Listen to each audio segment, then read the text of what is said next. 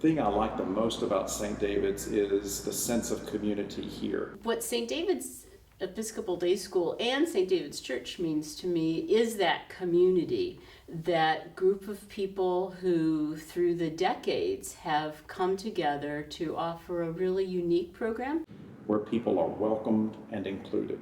We have interviewed a lot of people over the years who came to St. David's and stayed, and one of the things that we discovered is that they were not expecting such a warm welcome when they walked through the doors. It seems that for many people, the greeting that they receive, the encouragement that they receive, the number of people that come up to greet them is very touching and moving and impressive. And so they come back because of that experience, almost more than anything else. There's such a warm sense of community here that leaks out of worship and into lots of different events that we have here during the course of the year. And if you think there isn't something sweet and wonderful and special about St. David's, come one morning to one of the chapel services and see the children that you are serving, their families, their grandparents, who are gathered here. And it's part of what hallows and makes this space where we're worshiping today so beautiful. I think one of the unique things about this parish is that there is not one ministry that is the definite identity of this congregation. We are an integral part of the mission of the church. That's why in 1955 the parishioners had the vision to create the day school as a partner of the church, not a standalone entity. And we value that partnership and work together on a lot of projects that serve to benefit both ends of the building, so to speak. I think it's a huge amount of effort that we put into our outreach programs. And for a parish our size, it's pretty amazing all the things that we're into.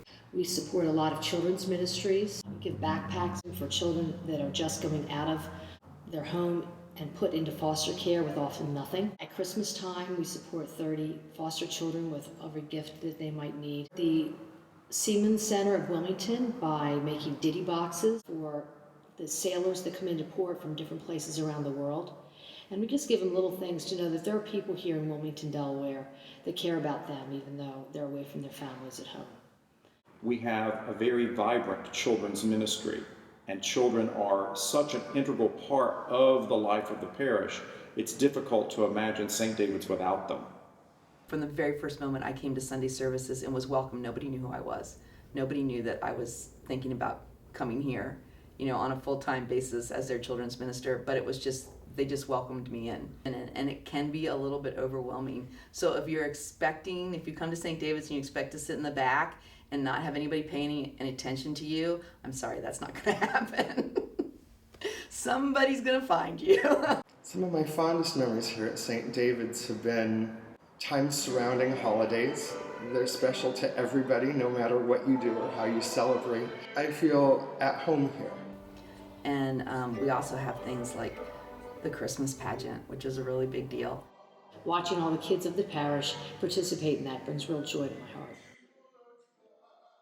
A walk to Easter, which is on Good Friday, which we have almost 100 children come to because also day school children come and we walk to Easter with Jesus. When I think of the history of St. David's, I really think children, whether it's the day school, whether it's activities here in church.